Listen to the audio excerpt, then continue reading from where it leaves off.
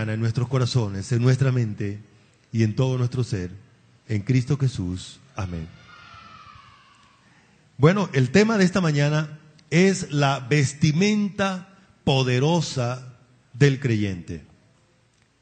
Ya hemos venido estudiando acerca del vestido y hemos recordado entonces que hay varias clases de vestido. Había varias clases de vestido en la antigüedad. Y por supuesto, hoy también hay varias clases de vestido. Nosotros distinguimos a una persona que cuida o que es un guarda de seguridad, lo distinguimos por su vestido, ¿cierto? A un policía lo distinguimos por su vestido. A un soldado lo distinguimos por su vestido. Pero la Biblia dice que a un creyente también se distingue por su vestimenta. ¿Y saben qué es lo interesante?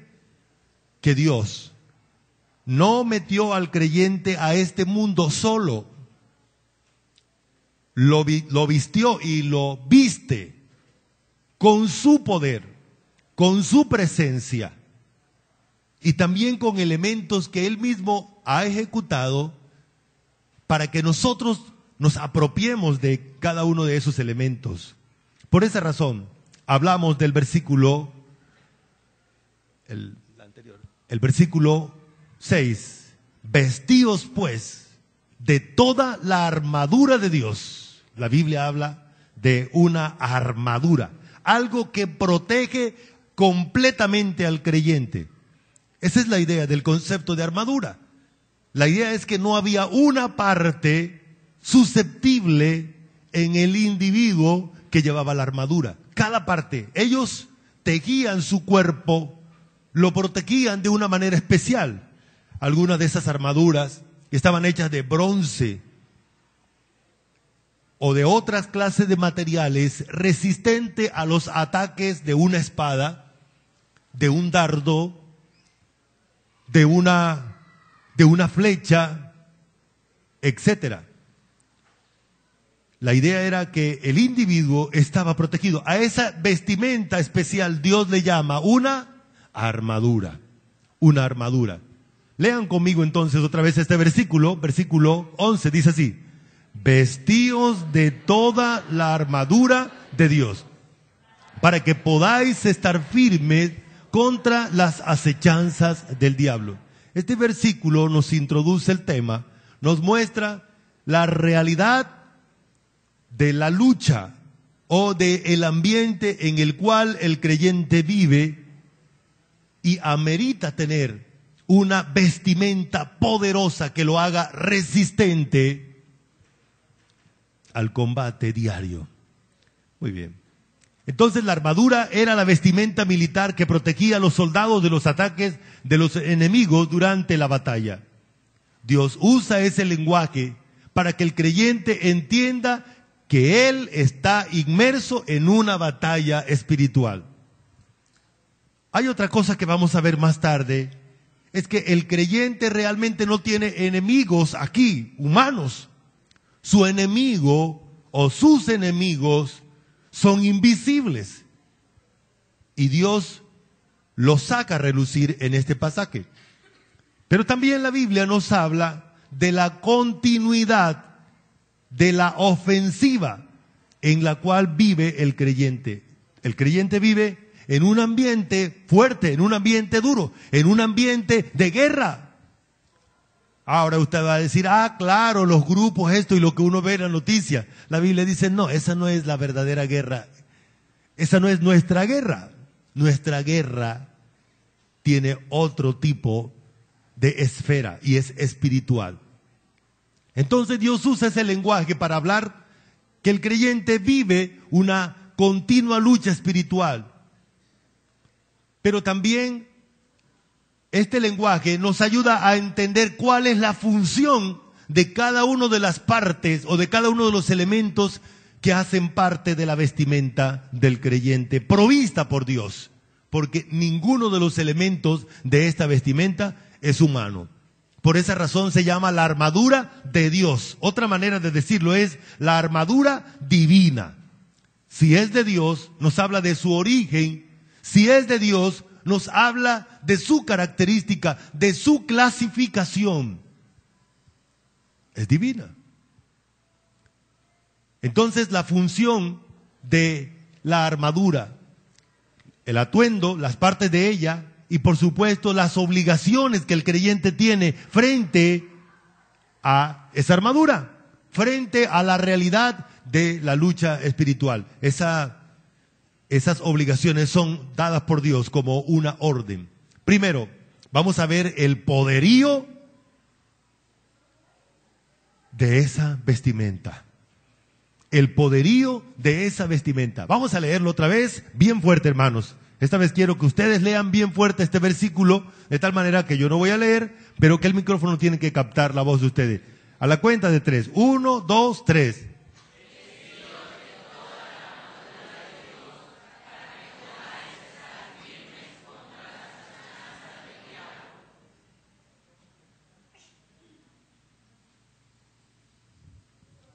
Me llama la atención que Dios nos ordena no solamente entender, sino investirnos o meternos dentro de esa protección y apropiarnos de ella. Muy bien.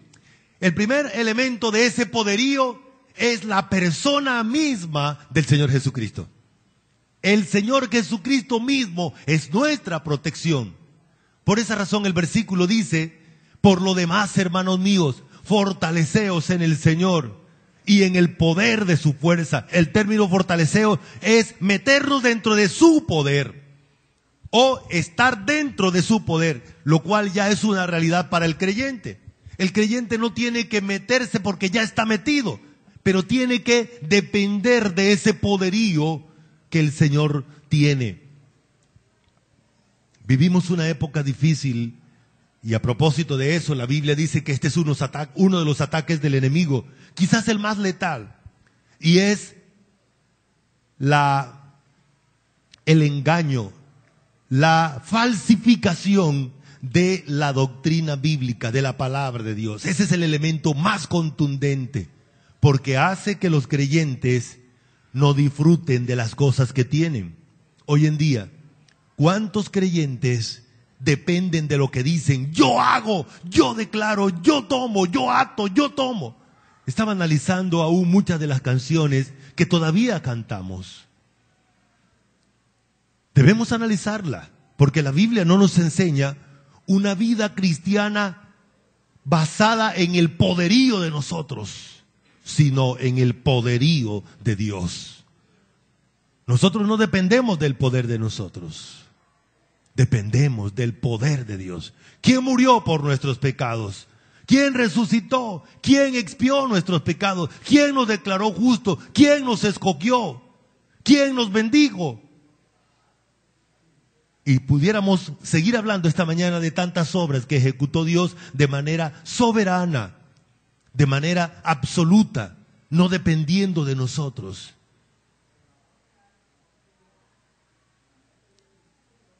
Debemos analizar y quizás reflexionar frente a esta gran realidad, porque uno de los ataques es eso. Aquí nos dice que la fuerza de nosotros, la fortaleza de nosotros, ¿quién es? El Señor. Es la persona del Señor. Entonces usted tiene que tomar la armadura y usted tiene que atacar y usted tiene que... No. El primer elemento del poderío de esa vestimenta militar que usted tiene es el Señor mismo. ¿Sabe por qué usted es vencedor? Es más, la Biblia dice, es más que vencedor. ¿Sí recuerda que la Escritura lo dice? Romanos capítulo 8. Porque nada ni nadie puede destruir a Cristo. Puede derrotar a Cristo. Si alguien puede derrotar a Cristo, entonces usted tiene derrota. Pero es la persona de Cristo nuestra primera protección. Otro elemento, el segundo elemento que hace parte de el poderío de esa vestimenta o de la armadura, es la fuerza que tiene el Señor. Me llama la atención, usted no ve allí lo que puedo percibir, pero voy a comunicárselo esta mañana. Resulta que la Biblia utiliza varios términos para hablar del poder de Dios. Aquí en este versículo aparecen casi todos los términos. Uno de ellos es dinamos, que tiene que ver con el poder de Dios, su capacidad para ejecutar lo que quiere. Otro término es kratos, que tiene que ver con la ejecución del poderío de Dios activo, ejecutando cosas sobrenaturales. Otro es el término ixus, que Él tiene derecho de hacer lo que quiere y nadie se lo puede impedir, porque Él es el Señor. Y lo otro es el término Kyrios, que es Señor. Él es el que tiene el derecho, el dominio. Por esa razón, hablamos de su capacidad de hacer las cosas sin límites de ninguna naturaleza.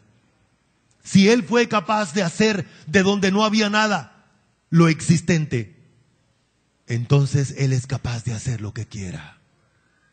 Nos asombramos con los enfermos a veces, ¿verdad? Las enfermedades de nosotros mismos, cómo Dios permite que nos enfermemos para manifestar su poderío, su fuerza, su capacidad. ¿Acaso no se repite en la Biblia esa idea? ¿Hay alguna cosa imposible para mí, dice Dios? ¿Hay acaso algo imposible para Él? Pero para nosotros los seres humanos, sí hay imposibles. Ojo con este concepto, ¿no? Porque a veces oigo hermanos que escriben por ahí en internet que nosotros podemos hacer cosas imposibles. Si nosotros podemos hacer cosas imposibles, entonces ya no somos seres humanos, ya somos Dios. Estamos jugando a ser dioses. A ser dioses. La tercera cosa que nos ayuda a ver el poderío de nuestra vestimenta es el poder dominante del Señor. Él tiene dominio sobre todo. ¿Qué no domina el Señor? ¿Qué no domina el Señor? A veces presentan al diablo como si fuera Dios. Y están haciéndole un favorcito al diablo, ¿no? La Biblia lo presenta como una criatura, solo que él se ha creído desde el principio ser Dios. Así que si usted le da me gusta a esa imagen allí, al diablo y a Cristo pulseando, simple y llanamente está dándole un reconocimiento al diablo que no tiene. Es una criatura. Sí, tenemos que reconocer que es una criatura poderosa porque así lo creó Dios. Pero es criatura. ¿Sí estamos? Es criatura. Pero el Señor tiene un poder dominante y su dominio es sempiterno y su dominio no tiene límite de ninguna naturaleza. Toda criatura tiene límites. Toda criatura tiene límite. El cuarto elemento de esa vestidura poderosa es la autoridad que exhibe el Señor.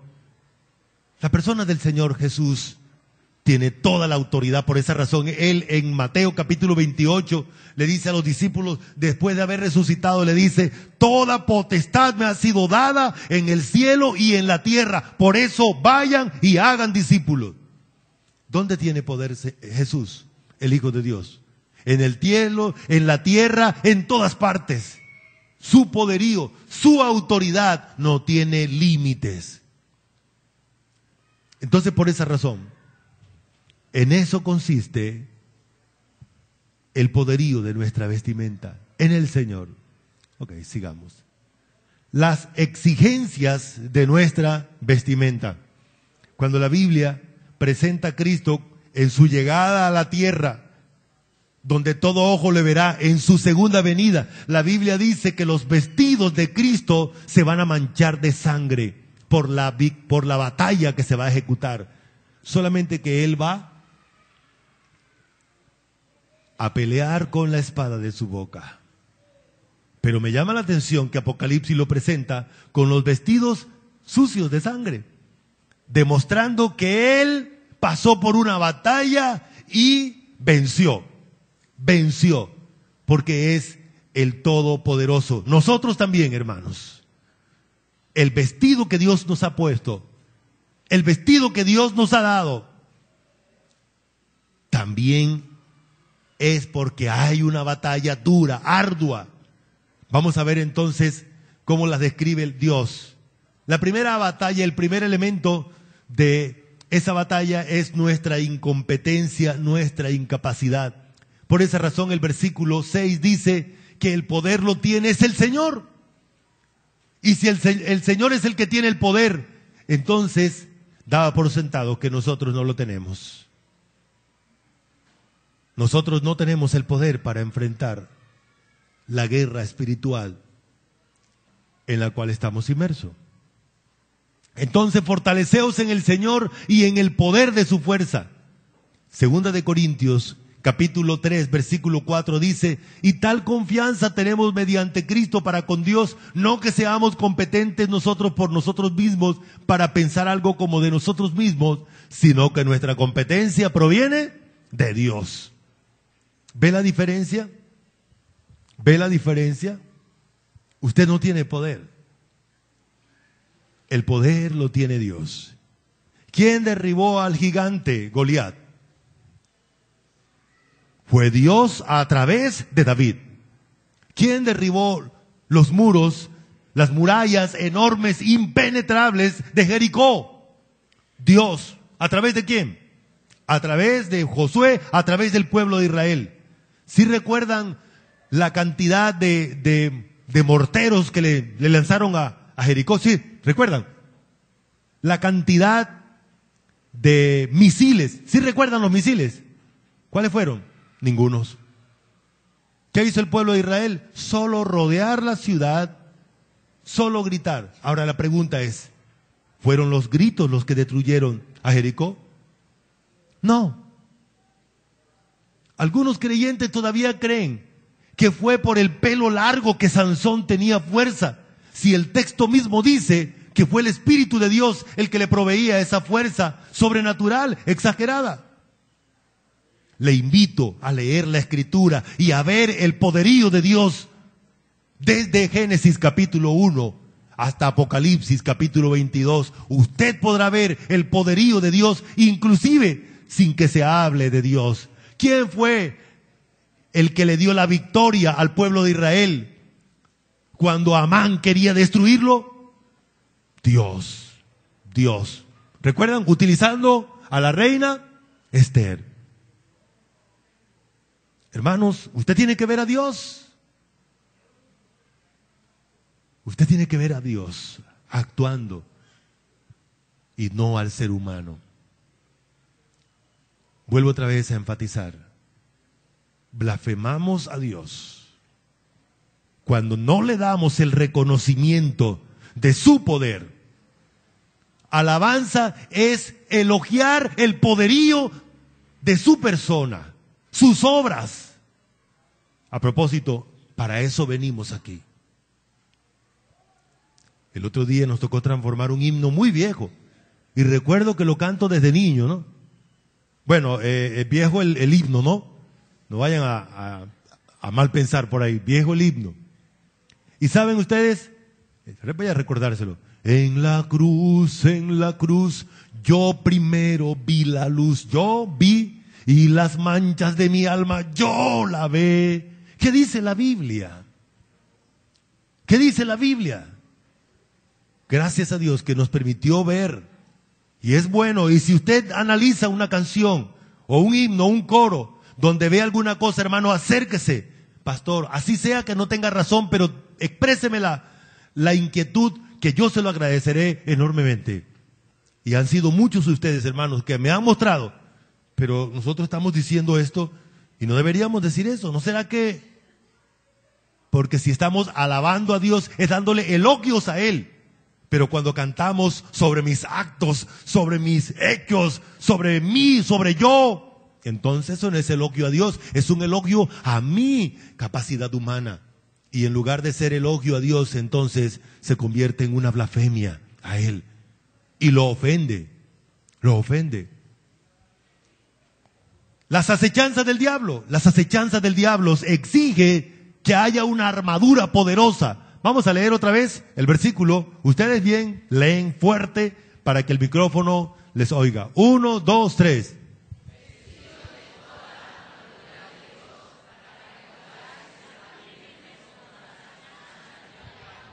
Entonces hay un diablo, ¿cierto? Hay algunas personas que dicen que no existe diablo, lo siento, pero en las páginas de la Biblia lo identifica actuando desde Génesis capítulo 3. Y hay varios nombres de él. Apocalipsis dice que se llama la serpiente antigua, porque en Génesis capítulo 3 Dios le puso ese nombre. Dice, pero la serpiente era más astuta. Y es interesante, el término diablo involucra esto. El término acechanzas indica sus trucos, sus metodologías para engañar, sus trampas para desorientar a las personas. Les decía que una de las cosas que hace el diablo es usar la palabra y torcerla. ¿Acaso no lo hizo con Cristo? ¿Qué usó el diablo cuando se acercó a Cristo? La Biblia. Le habló de Biblia. ¿Cuántos creyentes hoy no usan la Biblia para contradecir al mismo Dios? Para manipular a otros. Bueno, el diablo lo sabe hacer bien. Para desviar a las personas de la verdad. Dice la Biblia que hay muchos hombres hoy que están haciéndole el trabajo al diablo, se asocian con el diablo en desorientar a otros, sacarlos del contexto bíblico, desviarlos de la verdad. Eso dice Primera de Timoteo capítulo 4 versículo 1 al 3 y también Segunda de Timoteo capítulo 4 vuelve a decir que en esta época muchos no soportarán oír la palabra de Dios. Les parecerá muy doloroso, fuerte oír lo que dice la Escritura. El término diablo indica el calumniador, el amante de los chismes. A propósito, la Biblia llama a la gente chismosa, la llama diabla. Dios, ese es el término para eso. Quien recibe chismes, quien propaga chismes, está haciendo la función del diablo. Está haciendo la función del diablo. Por esa razón Dios dice, no diabolos o no diabolas, no calumniadora.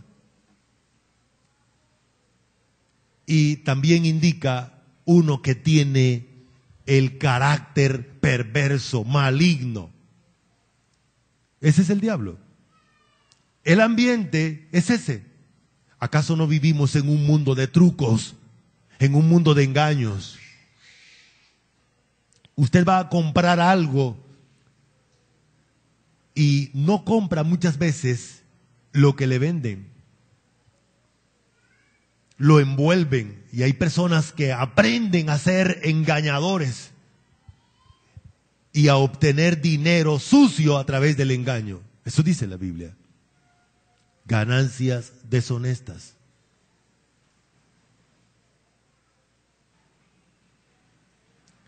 Y hay personas que aprenden y se sienten bien en el ambiente del chisme. Muy riesgoso, muy peligroso, porque a este ser le gusta moverse en este ambiente. Muy bien. Otro elemento que hace necesaria nuestra vestimenta poderosa es la lucha espiritual.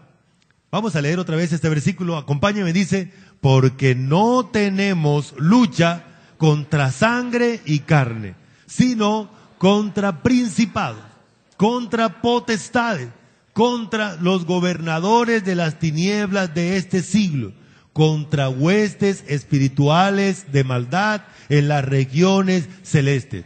¿Qué dice Dios entonces? Dice que es una realidad, es una lucha real.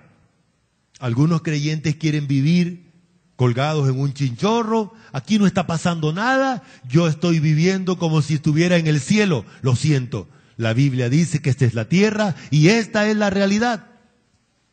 Algunos creyentes se asustan cuando tienen problemas, cuando hay diversas clases de dificultades, cuando no se sienten cómodos. ¿Saben ustedes, hermanos, que la comodidad no está aquí de nosotros? La comodidad está ahí arriba y todavía hay que esperar un poquito de tiempo. Mientras tanto, aquí estamos viviendo una lucha. El término lucha, trasládese a la arena del Coliseo romano.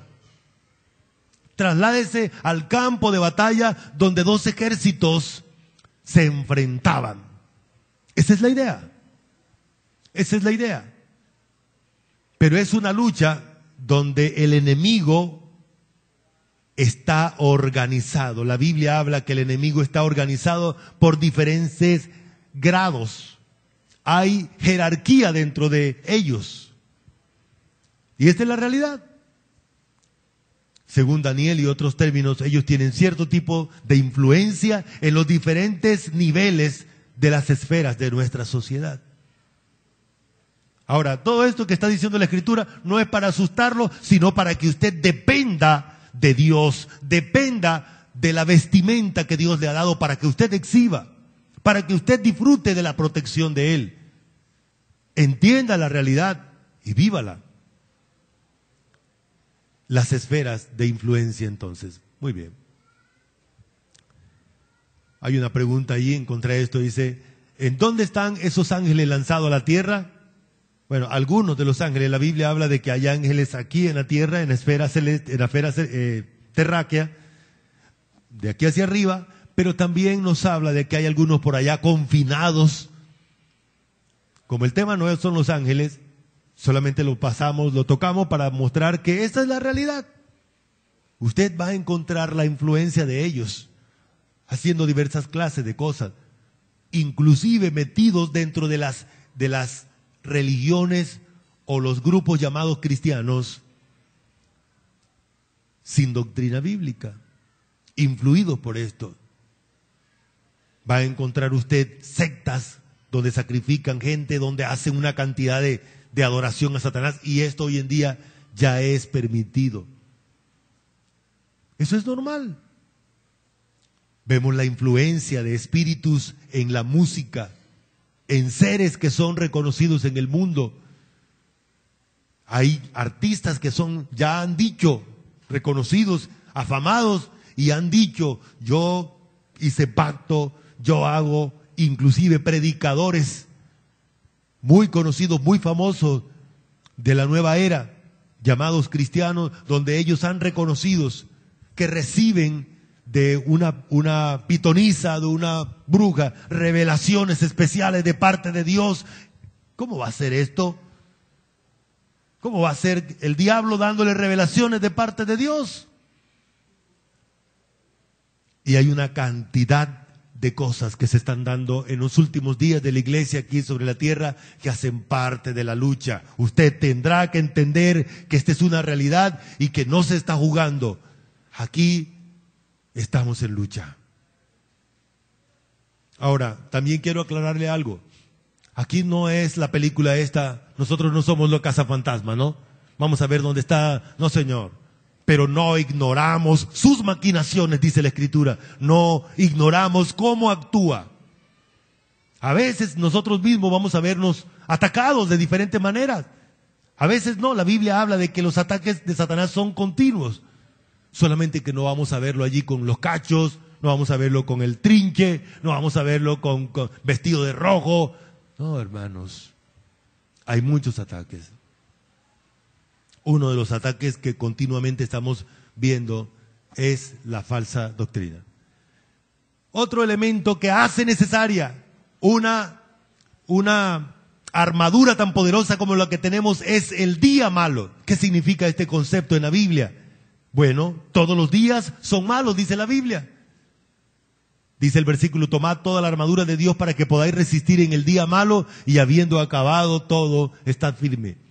También la Biblia habla de que la época en la que vivimos es una época mala.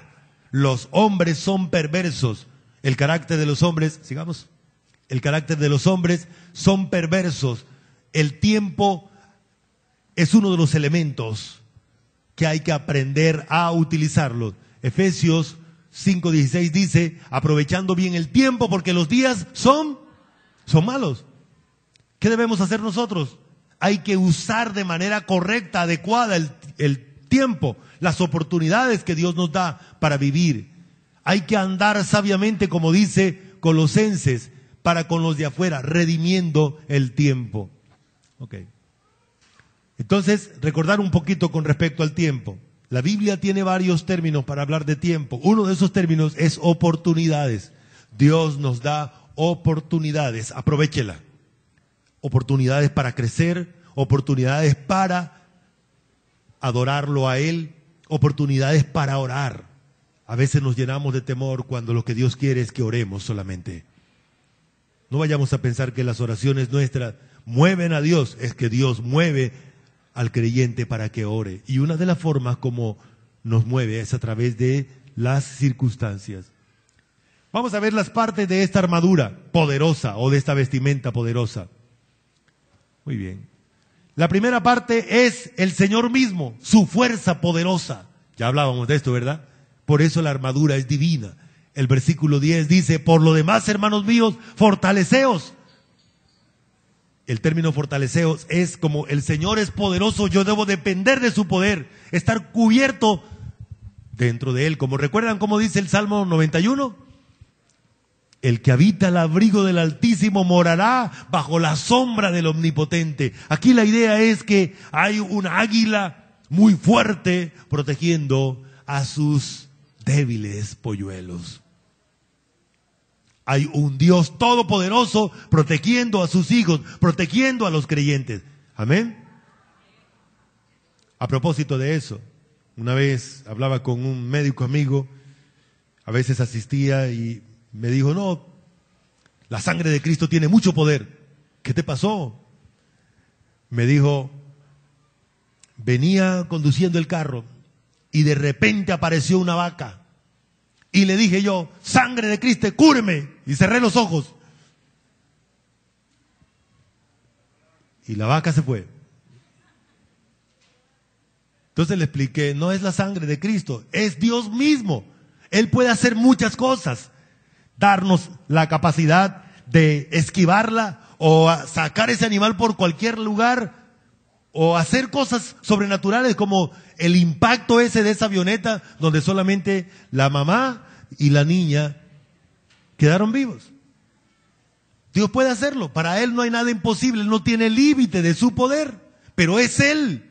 Su sangre sirve para limpiar de nuestros pecados, pero no para protegernos, porque Él en persona nos está protegiendo. El segundo elemento de esa armadura, entonces, es la verdad. La verdad como un cinturón. ¿Recuerdan ustedes que el concepto del cinturón era aquello que nos aprieta y nos dispone para operar, para actuar? Y es así. La verdad es Dios. Vamos a leer los textos para que recordemos quién es la verdad. Lo que sigue. Juan 14:6. Lean conmigo. Jesús le dijo, yo soy el camino y la verdad y la vida. Nadie viene al Padre sino por mí. Juan 16:13 dice, pero cuando venga el Espíritu de verdad, Él os guiará a toda la verdad, porque no hablará por su propia cuenta, sino que hablará todo lo que oyere y os hará saber todas las cosas que habrán de venir. San Juan 17:17 dice así, santifícalos en tu verdad, tu palabra es verdad. Así que la verdad es Dios Padre, Dios Hijo, Dios Espíritu Santo y lo que Él o ellos han escrito, que es su palabra. Fuera de ahí no hay verdad. No hay verdad. Algunas personas dicen, en tal iglesia hay la verdad. No, la verdad está en Dios. La verdad está en su palabra. Ahora, la iglesia tiene la obligación de estudiar la palabra, creer la palabra, vivir la palabra, predicar la palabra tal como fue escrita. Hoy en día hay varias formas de interpretar la palabra. La palabra debe ser interpretada como ella fue dada, como ella fue escrita, como Dios la dijo. Muy bien. El tercer elemento de esta protección, de esta armadura, es la justicia. Dice el versículo, estad pues firmes, ceñidos vuestros lomos con la verdad y vestidos con la coraza de justicia. ¿Cuál justicia? La justicia de Dios, no la justicia de nosotros. No es la justicia humana, no son los actos justos humanos, porque los actos justos humanos para Dios son trapos de inmundicia. Entonces, la justicia de Dios nos protege. ¿Qué hizo Dios para aplicar su justicia y salvarnos? Mandó a su Hijo para que muriera por nuestros pecados. Puso nuestros pecados sobre su Hijo, los castigó sobre él. Y luego declaró al creyente justo después de que Cristo ejecutó la obra de redención. Por esa razón, es la justicia de Cristo la que nos protege. Por esa razón, Romanos capítulo 5, versículo 1 dice: justificados pues por la fe, tenemos paz para con Dios. Si usted y yo no tenemos la justicia de Dios, entonces no tenemos protección de parte de Él. Ahora la pregunta es, ¿por qué la justicia de Dios nos protege? Porque una de las funciones del enemigo es acusarnos. Según Apocalipsis, el diablo va al cielo a acusar a los creyentes. Por esa razón, Primera de Juan capítulo 2, versículo 1 dice que abogado tenemos para con el Padre, a Jesucristo el justo. ¿Por qué necesitamos abogado? Porque hay acusación. Si necesitamos quien nos defienda es porque hay quien nos acuse, ¿cierto? Pero lo que nos da seguridad es que ya la obra justificadora de Dios, de Cristo, se ejecutó. Y por eso tenemos tranquilidad. Por eso tenemos seguridad. Amén. El cuarto elemento de la vestimenta especial, poderosa, es el Evangelio de la paz. El Evangelio de la paz. Imagínense usted a un soldado con una cantidad de kilos encima. Además del peso de su cuerpo, ahora también el peso de una armadura, el peso de una espada, el peso del equipaje, pero con los pies descalzos. Una espina, un animal, alguna cosa, entonces sería susceptible, pues la armadura también toma en cuenta los pies. Me llama mucho la atención que una de las cosas que hace el Evangelio verdadero es traernos paz para con Dios. Hablábamos de Romanos 5. Justificados pues por la fe, tenemos paz para con Dios. El Evangelio verdadero trae paz al creyente. El Evangelio falso tortura, inquietud, intranquilidad. El creyente vive todo el tiempo en continuo terror. Pero el Evangelio de la paz hace que el creyente viva con tranquilidad, con sosiego, viva una vida de dependencia de Dios. Por esa razón, el Evangelio o la palabra de Dios, como dice Efesios capítulo 1, versículo 13, 12 y 13. Habiendo creído el Evangelio y habiendo en él también vosotros, habiendo oído la palabra de verdad, el Evangelio de vuestra salvación, y habiendo creído en él, fuiste sellado con el Espíritu Santo de la promesa. Así que el Evangelio, la palabra de Dios, entonces es una protección especial que produce paz en el creyente. El quinto elemento es la fe. La fe. Ese es un tema que ya hemos tratado, pero vale la pena recordarlo. Vamos a leer otra vez este versículo. Ustedes leen bastante bien, así que bien fuerte para que el micrófono capte. 1, 2, 3.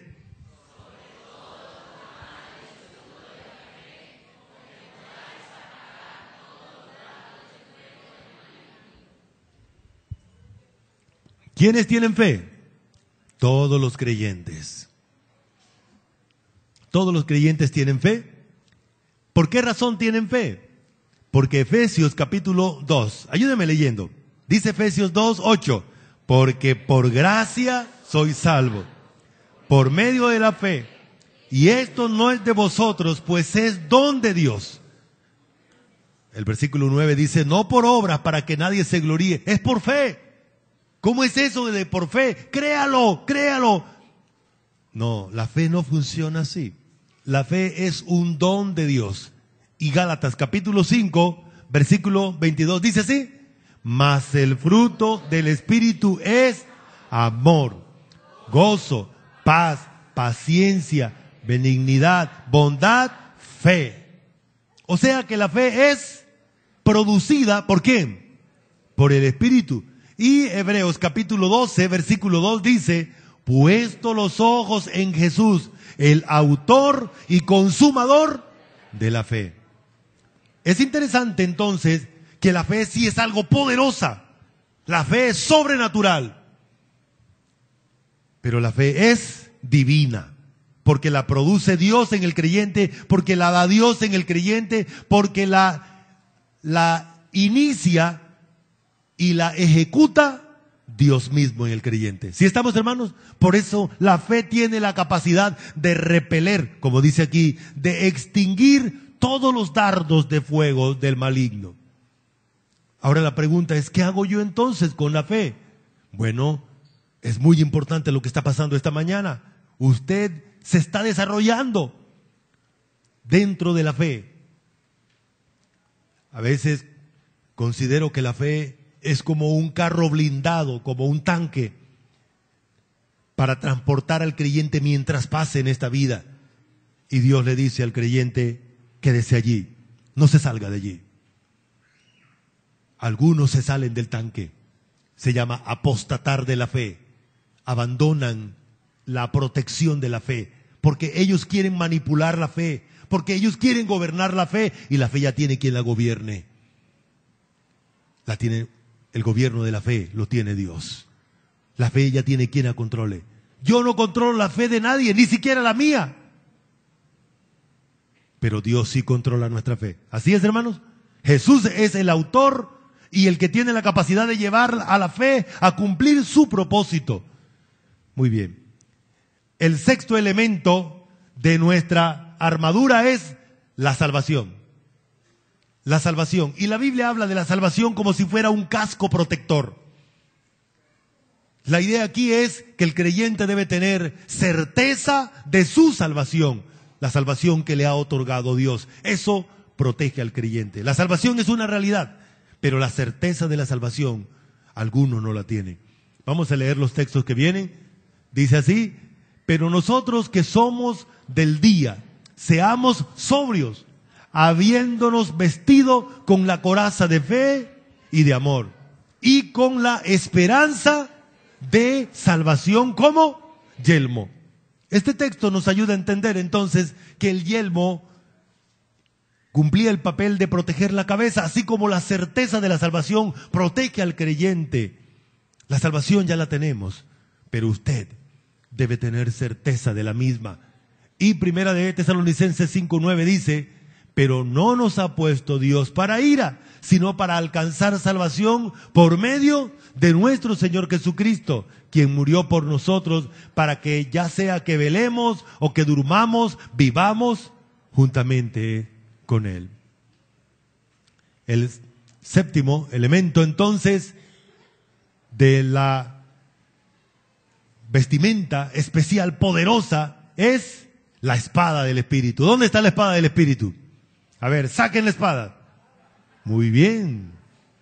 Así es. Algunos sacaron esa espada reluciente, poderosa. La espada es la palabra de Dios. La palabra de Dios. Pero vamos a especificar algunas cosas aquí. Sigamos.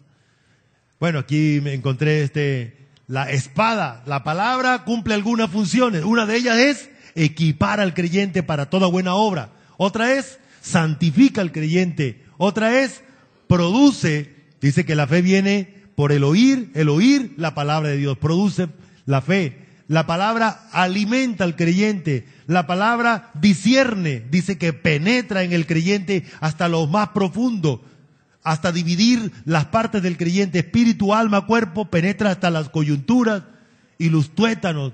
Pero la palabra también nos ayuda. Ok, sigamos con los versículos.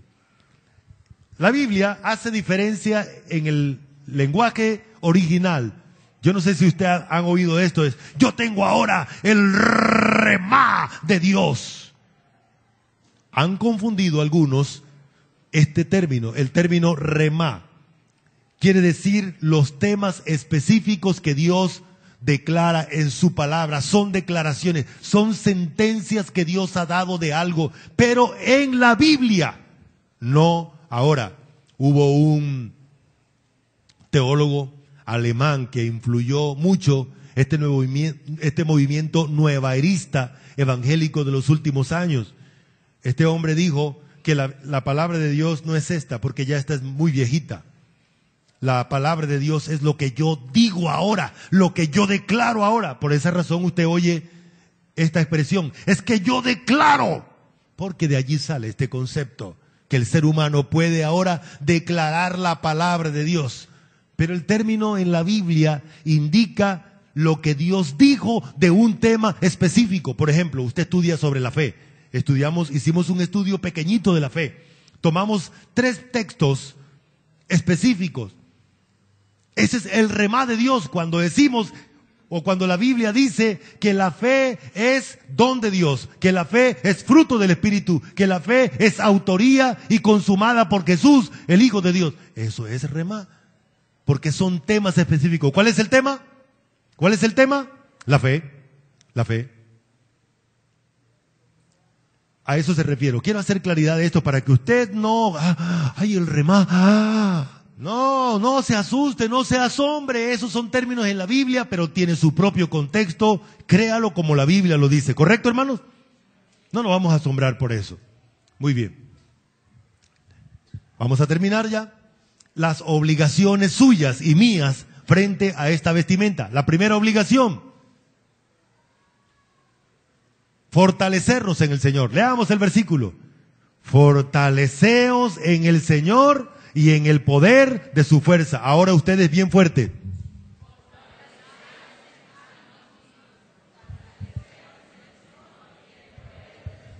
Bueno, muy bien. Ese era el ensayo. 1, 2, 3.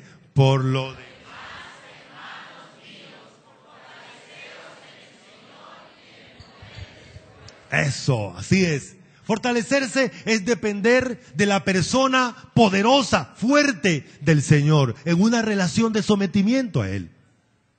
Yo dependo del poder de Dios. ¿Así, hermano?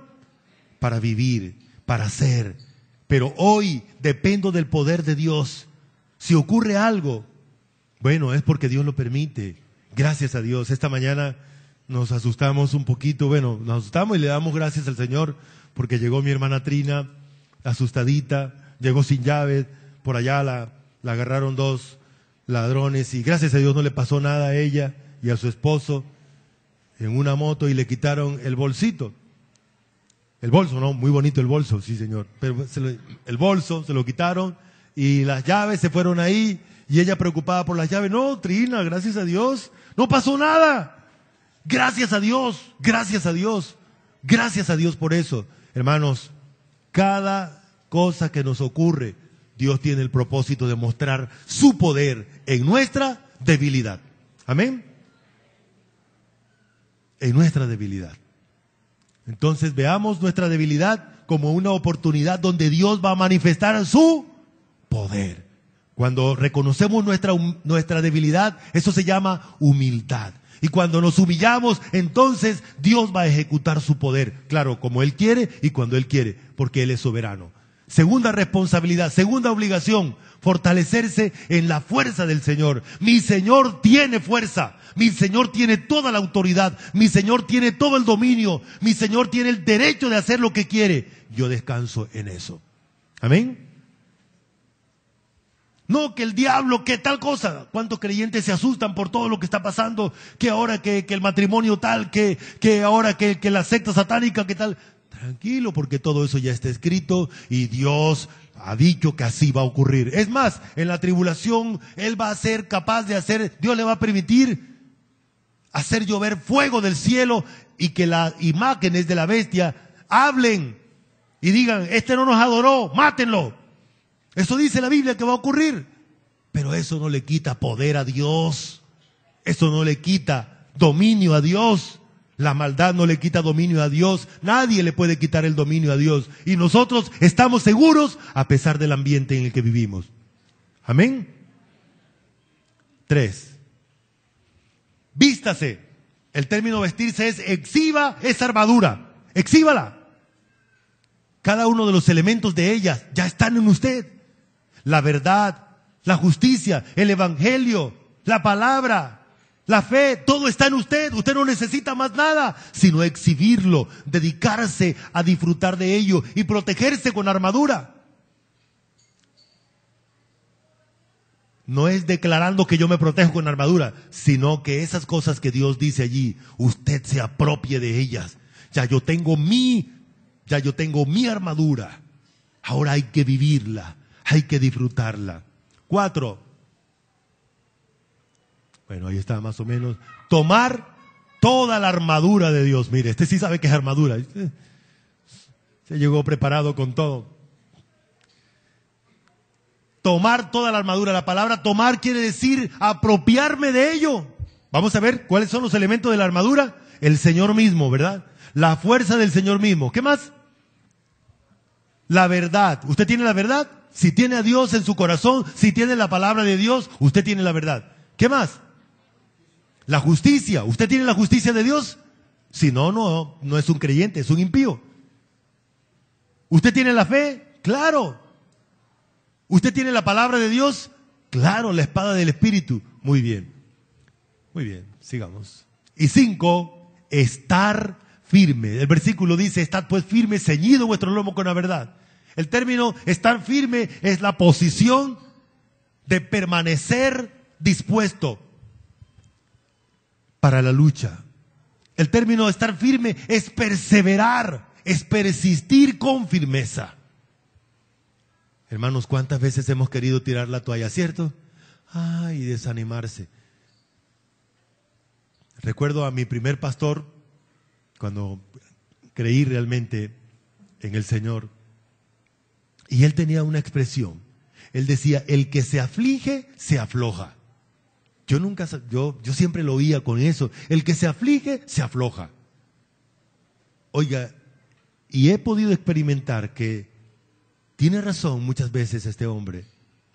Cuando uno se aflige, tiende a aflojarse en las cosas espirituales. Uno ve a algún hermano por ahí preocupado por una deuda y entonces ya no le da gana de leer la Biblia. Uno ve a algún hermano preocupado porque la mujer le dijo feo, ya no le dan ganas de leer la Biblia. Es más, usted lo mira ya doblado, ya no quiere peinarse, ya se cepilla mal los dientes, si alguien, cualquier cosita, cualquier bobada. Hermanos, hay que sacar pecho, no estamos hablando de orgullo, sino de la firmeza que debemos mostrar como hijos de Dios. ¿Está bien, hermanos? Y quiero comentarles algo. Hay un dicho muy común entre los evangélicos. Ay, esos son los ataques del diablo. Me decía una hermanita, ay, ¿qué es lo que estará pasando conmigo? Otro ataque del diablo porque se enfermó. Hermana, ¿acaso usted no ha leído en la Biblia que el cuerpo de nosotros es cuerpo de muerte? ¿Acaso usted no ha leído en la Biblia que nosotros somos seres humanos? ¿Acaso no ha leído en la Biblia que nosotros somos polvo? Eso es lo que somos. Y si vivimos, es porque Dios nos da la vida. Pero mientras estemos en este cuerpo, tenemos que estar convencidos que nuestro cuerpo es susceptible. Mire, me subí por ahí en una escalerita y se cayó la escalera y me dio un totazo bien fuerte. ¿Y cuánto? Eso no es la edad, no, sino que el golpe fue duro. Sí, porque algunos por ahí estaban diciendo, no, es que es la edad, ya no aguanto un golpe tan fuerte. No, es que el golpe es porque el cuerpo de nosotros es susceptible. Hermanos, nos enfermamos. Así que hay que darle gracias a Dios aún por esas enfermedades, por lo que somos. Así que la gente algunas personas no pueden ver que le da una gripa porque eso es el diablo que me echó el catarro. No, eso no es así. Es que el cuerpo de nosotros se enferma, hermanos.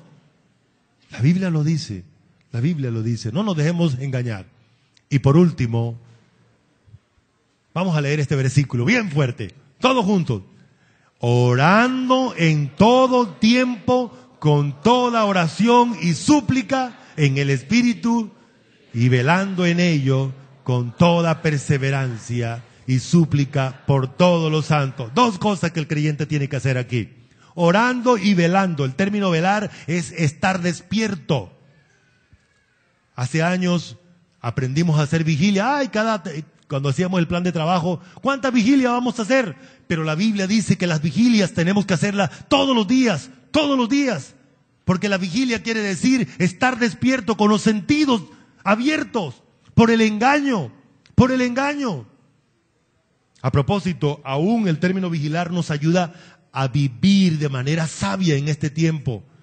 Miren, hermanos, hay gentes mirando lo que nos ponemos, cómo nos vestimos. A ver, ¿cuándo va a ser que saque el bolso que tiene platica? ¿Cuándo va a ser? Esa es la realidad, hermano. Vivimos en un mundo así.